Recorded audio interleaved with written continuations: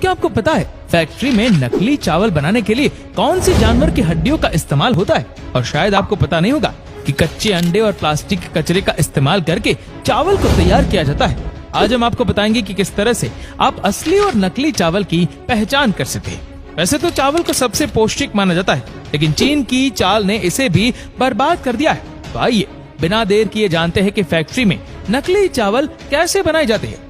दोस्तों, चावल बनाने के लिए सबसे पहले सफेद प्लास्टिक को कलेक्ट कर लिया जाता है। इसके लिए फ्रेश और वेस्ट दोनों तरह के प्लास्टिक का यूज किया जाता है। कई बार नकली चावल बनाने के लिए पुराने प्लास्टिक को कबाड़ी से भी खरीद लिया जाता है, जो इन कंपनियों को बहुत आसानी से और सस्ते दाम में मिल जाती है।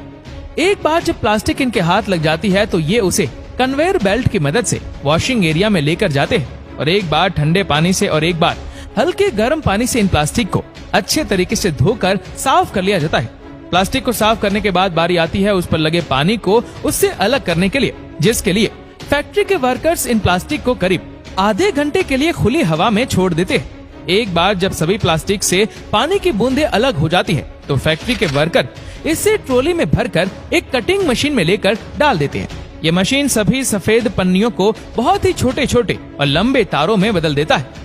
जब इन धागों को मशीन में तैयार किया जाता है तो उसका टेम्परेचर भी बढ़ा दिया जाता है। प्लास्टिक की इन गर्म धागों को पानी में ठंडा होने के लिए डाल दिया जाता है, जिससे कि इसकी हार्डनेस रियल राइस के चावल तक बढ़ जाए।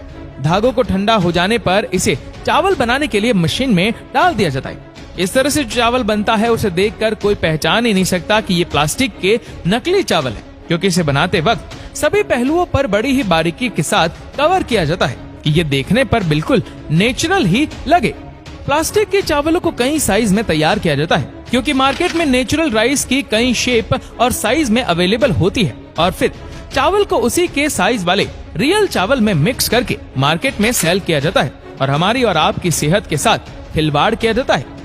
आइए अब आपको ये भी बता देते हैं कि आप असली और नकली चावल में फर्क कैसे कर सकते हैं। देखिए, इसके लिए जो सबसे आसान तरीका है वो यही है कि चावल को जलाकर देखना।